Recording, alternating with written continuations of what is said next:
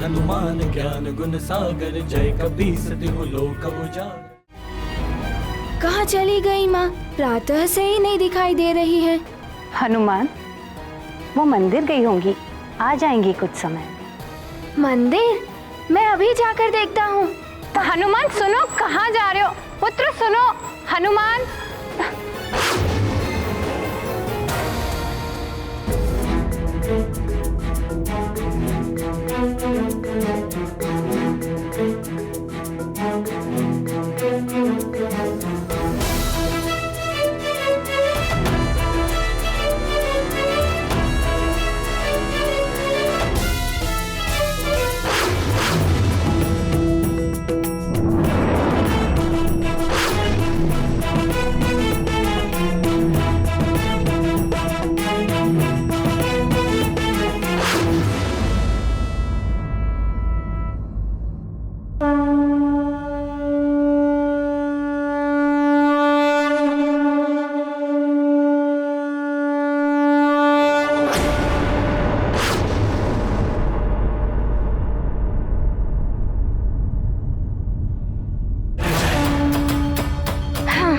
अरे युवराज हनुमान यहाँ मंदिर में? प्रणाम युवराज। प्रणाम युवराज। प्रणाम युवराज। प्रणाम युवराज। प्रणाम ललिता अम्बे।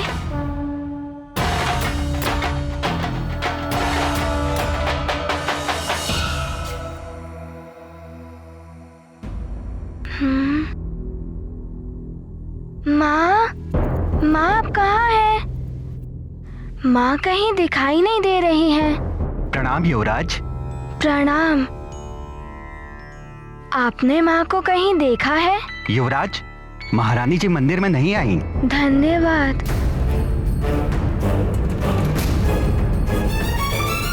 माँ तो भवन में भी नहीं थी और मंदिर में भी नहीं है। अब कहाँ ढूंढूं माँ को? बंधु, बहुत मान्यता है इस मंदिर की। हाँ, इसीलिए तो ये इतना प्रसिद्ध मंदिर है सुमेरु का। सुनिए। प्रणाम युवराज। प्रणाम। आपने माँ को कहीं देखा है? नहीं युवराज, हमने महारानी जी को नहीं देखा। यहाँ नहीं आई माँ, भवन में भी नहीं है, फिर कहाँ गई होंगी?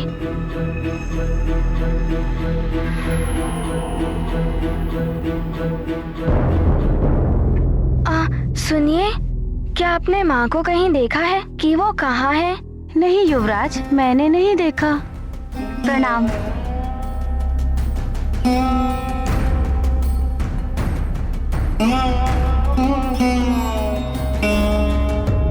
कहाँ जा सकती है माँ? कहाँ होंगी वो?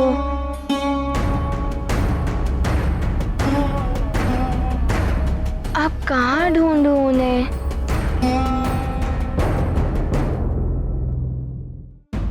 देवराज, असुरों का अत्याचार भले ही बढ़ रहा हो, किंतु उनके सहार के लिए भी सब प्रयासरत हैं।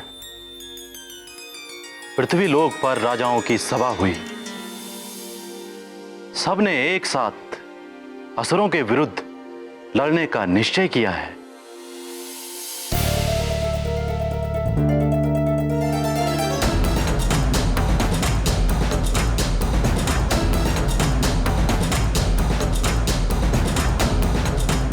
क्या हुआ उर्वशी?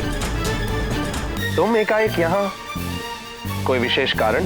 पुंजिक स्थला आपका, स्वर्ग का और स्वर्ग के वासियों का अपमान करने पर तुली हुई है।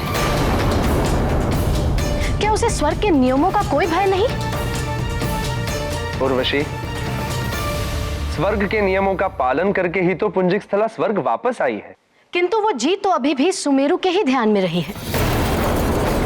अभी भी वो संसार के नश्वर बंधनों के मोह में पड़ी हुई है। स्वर्ग को तो वो तुच्छ समझती है। ये स्वर्ग का और हम सब का अपमान है देवराज। उर्वशी, पुंजिक स्थला अभी अभी अपना परिवार छोड़कर आई है। उन संबंधों की स्मृतियों को भुलाने में उसे कुछ समय तो लगेगा ही ना। किंतु एक दिन उसे यह आभास हो ही जाएगा कि स्वर्ग में आपसी संबंधों का कोई मूल नहीं है, और तब पुंजिक स्थला सब कुछ भूलकर अपना अप्सरा धर्म अपना लेगी। तो क्या तब तक आप स्वर्ग के नियमों का उल्लंघन होते देखते रहेंगे और आपके साथ हम सब भी अनर्थ देखते रहे? नहीं उर्वशी, ऐसा कदापि नहीं हो सकता। स्वर्ग के नियमों का पालन सबको करना पड़ेगा। यहां मेरे नियम चलते हैं और वो सबको मानने ही होंगे। देवराज, स्वर्गलोक में किसी को विवश नहीं किया जा सकता। सबको अपना जीवन अपनी इच्छा से बिताने का अधिकार है। और पुंजिक स्थला तो हनुमान की मां है।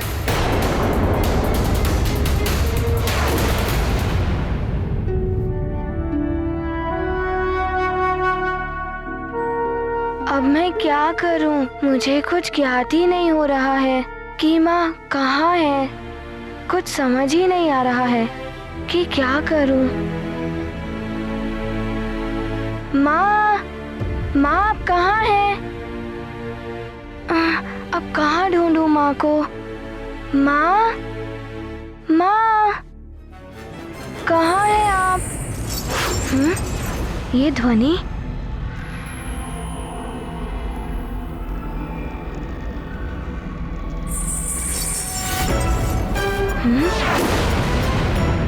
फिर वही ध्वनि? मां और पुत्र का संबंध संसार के सभी संबंधों में उच्च, श्रेष्ठ व पवित्र है। किंतु देवगुरु, नियमों का पालन तो सबको करना ही चाहिए। मां की ममता किसी भी नियम या संहिता के बंधन में नहीं बन सकती है देवराज। और आप ये मत भूलिए कि अंजना के स्वर्गलोक आने से उसके परिवार का विनाश हो सकता है। ये जानते हुए भी अंजना आपकी बात का मान रखते हुए परिवार को छोड़कर यहां चली आई। आपको उसे स्वर्गलोक के नियमों से मुक्त कर देना चाहिए।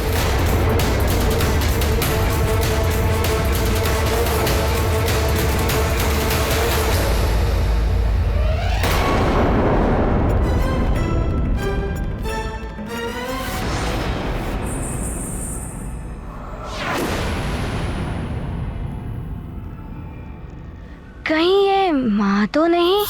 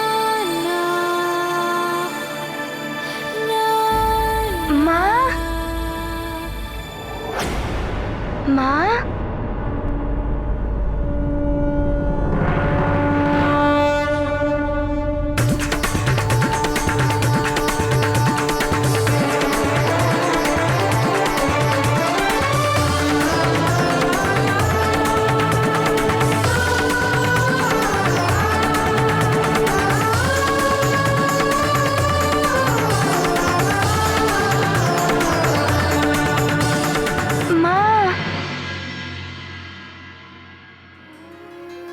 आप यहाँ हैं? मैंने आपको कहाँ कहाँ नहीं ढूंढा। आपको तो ज्ञात ही है ना कि मैं आपके बिना नहीं रह सकता। मुझे सब ज्ञात है मेरे लाल, किंतु मैं तो यहाँ तुम्हारे लिए ही आई थी। मेरे लिए? किंतु क्यों माँ? तुम्हारे लिए ये रुद्राक्ष लाने के लिए।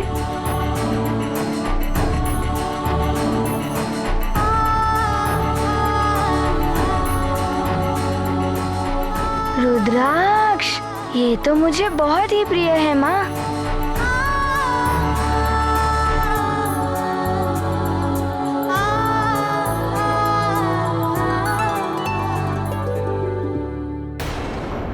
ये हनुमान भी ना एकाएक चला गया। ठीक से कुछ खाया भी नहीं। महारानी जी के लिए बहुत चिंतित थे युवराज। चिंता तो मुझे भी थी, किंतु आ जाएगी। यहीं कहीं गई हो।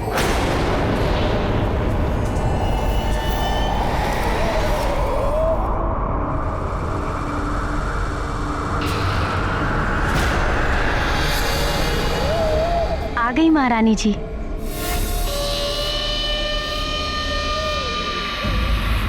अंजना, तुम नहीं थी तो हनुमान ने तो पूरा भवन ही सर पे उठा लिया था।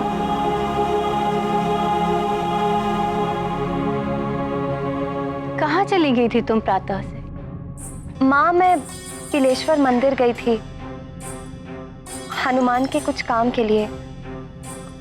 है ना हनुमान? हाँ नानी जी, माँ मेरे लिए ही गई थी वन में।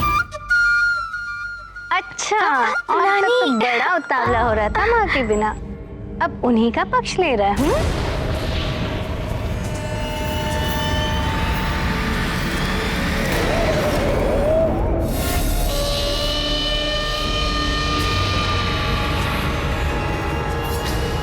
रुको अंजना,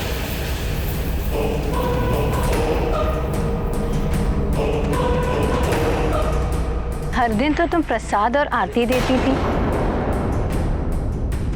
आज तुमने न प्रसाद दिया न आरती लेने दी।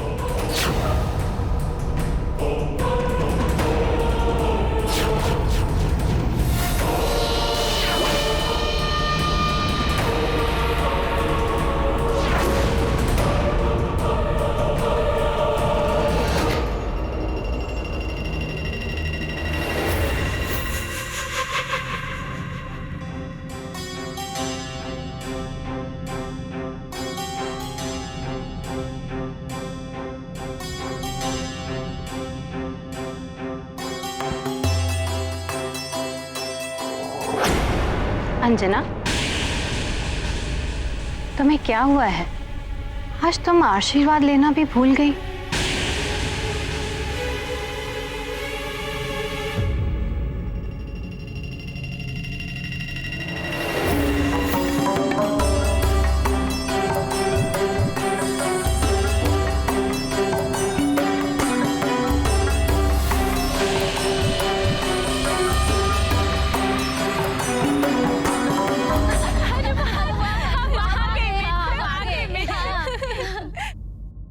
हनुमान, चलो खेलने चलते हैं। हाँ, चलो चलो चलो। माँ, मैं मेरे मित्रों के साथ खेलने जा रहा हूँ। नहीं,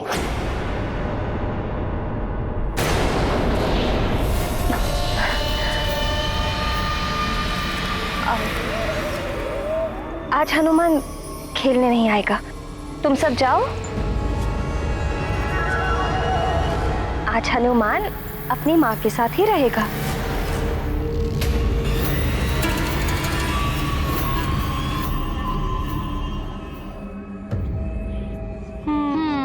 चलो मित्रों चलो। हाँ, आज हनुमान की अनुपस्थिति में ही खेलते हैं।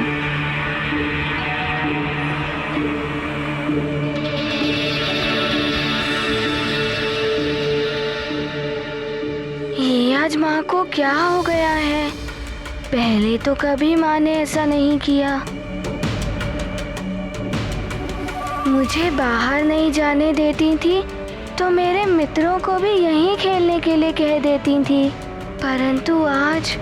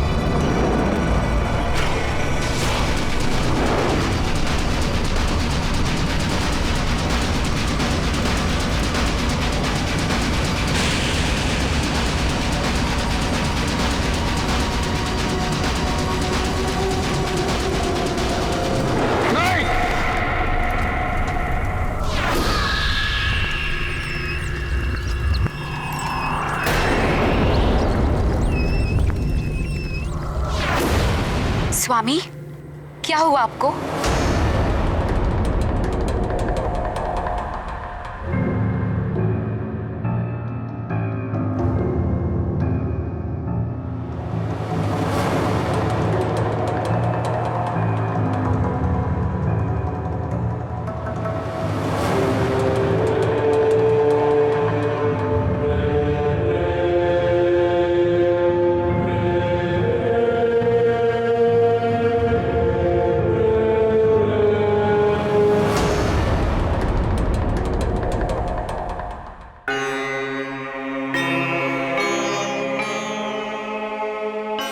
स्वामी, आप एकाएक?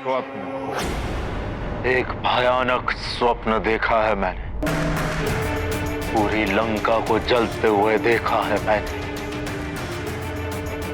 एक पूंछ जिससे अग्नि निकल रही थी और करोड़ों जलते हुए तीरों का आक्रमण देखा है मैंने। आप चिंता मत कीजिए स्वामी, मात्र स्वप्न ही तो था। नहीं महारानी, आप समझ नहीं रही। ये सपनों का भी एक अर्थ होता है जो हमारे भूत, वर्तमान और भविष्य के साथ जुड़े होते हैं। हमारे भाग्य और दुर्भाग्य से इनका संबंध होता है।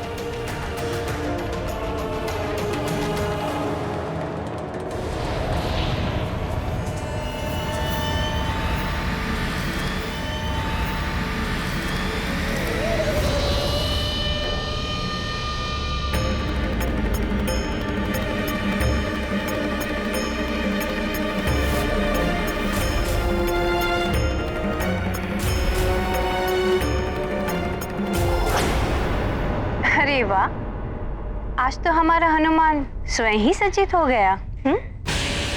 हाँ नानी, माँ किसी कार्य में व्यस्त थी ना, इसीलिए मैं आज भी स्वयं सज्जित हो गया। अब हमारा हनुमान बड़ा जो हो गया है।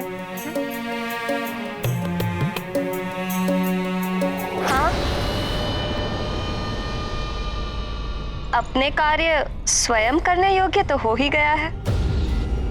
माँ, मैंने सारे नित्य कर्म कर लिए हैं और स्नान भी कर लिया है। अब आरती करें। महारानी जी की जय हो। महारानी जी, महाराज केसरी आ चुके हैं। पिताश्री, माँ हम पिताश्री के पास चलें? हाँ चलेंगे, पहले आरती तो कर ले।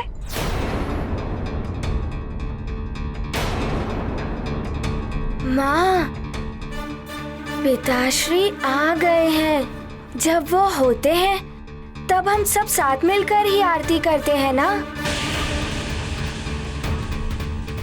तो मैं उनके पास चलकर उन्हें बुलाने को कह रहा था। हाँ तो मैं भी तो वही कह रही थी। चलते हैं पिताश्री के पास। पिताश्री!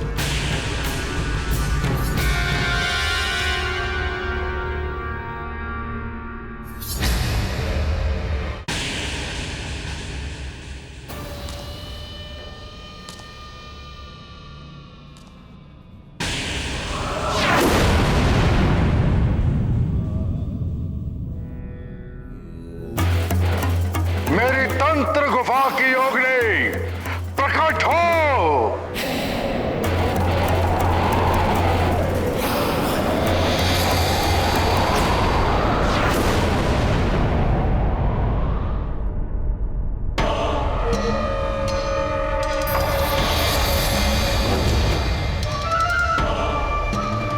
दशानन लंकेश की जय हो। जय जय लंकेश, जय जय लंकेश। शीघ्र ही बताओ मेरे स्वप्नगार।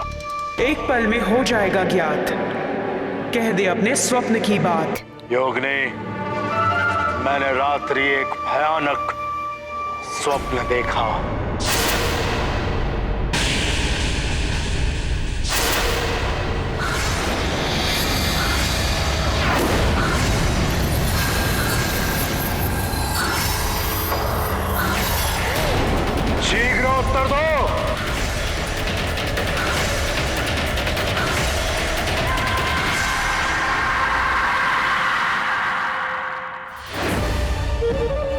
जीवन के लिए अभय दान दे लंकेश। तो बताऊं, आपके स्वप्न का संकेत क्या है? अभय दान दिया। अब निश्चिंत होकर बताओ, जो भी हो जैसा भी हो स्पष्ट कहो, क्या है मेरे इस भयानक स्वप्न का अर्थ?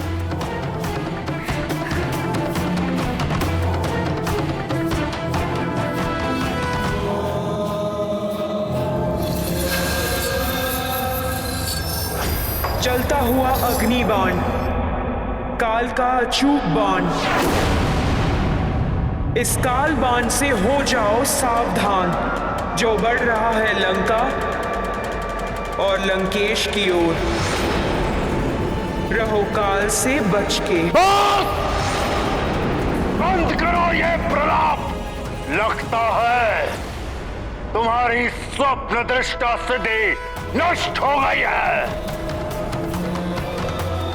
क्षमा करें लंकेश, स्वप्न का यही अर्थ है। आज तक काल के बाण से कोई नहीं बच पाया है दशानन। काल को तो अब बचना होगा मुझसे। काल बाण छीन लूंगा मैं उससे। आज ही काल के यमलोक पर आक्रमण करूंगा मैं।